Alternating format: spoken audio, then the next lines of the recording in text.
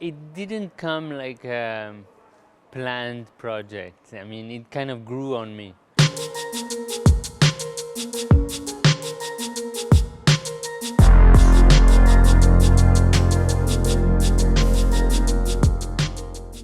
I didn't felt like that was my path, but then slowly when I was just reaching to the world and experiencing things and going to see in nature what I could do, I took a camera and then I just felt like this very strong urge to produce something with it.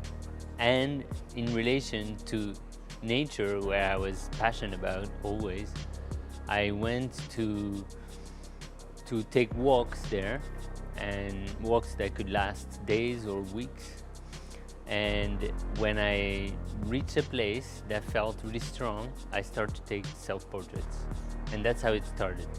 That's how I think I became an artist. Like that's how I started to produce works, and then from there I ventured further and further into more photographic projects, which took me further away from my home, which was in the Alps, and then it took me to Iceland, and then further to Asian countries, and then volcanic places, which I thought were very impressive and very fascinating. Well, there is always different kinds of extremes. I mean, it's hard to say that there was one extreme and then not another. I mean, I always think that there was extreme in terms of ways of living, of nature conditions. It was Danakil depression, yes, because this place is extreme on all levels. I mean, it's like being on almost another planet. I mean, it's really hot, it's dry, there's no one there apart from a few tribes. There's nothing I mean, there is no weather, there is no way of living that there's no city. At that time when I was there was almost no roads. So you're really in a completely new place. There is no landscape, everything is volcanic and really salty, so you don't know actually this kind of land, it's just unknown. So when you're there, you don't feel, you feel completely kind of taken by the place, and you start to try to adapt, but it's very difficult. You cannot adapt, so you just try to maintain yourself, and for me it was fascinating because I love the unknown.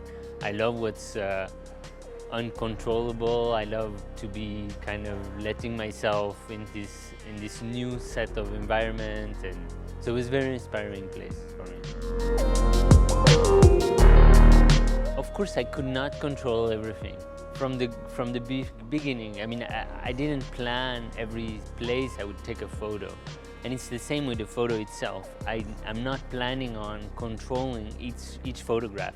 Each photograph has to be this sort of a moment, this sort of experiment, and if it is coming together by things that I have decided, but also by things that I have not decided, this will be a sort of magic. And then in a way, by letting go, by letting things happen, at most I can, I think this is where the mystery happens, and this is where you can start to discover more about yourself, but also more importantly about what's around you, and kind of listen to it and letting it happen, and then understanding it. And so when I was using the Banco Optico, for me it was a very inspiring moment, because actually I even took only one shot per moment, per performance. Like, I didn't want to take multiple shots. I just want to take this one chance, and sometimes it would be right, sometimes conditions would come together and then the picture is there with us,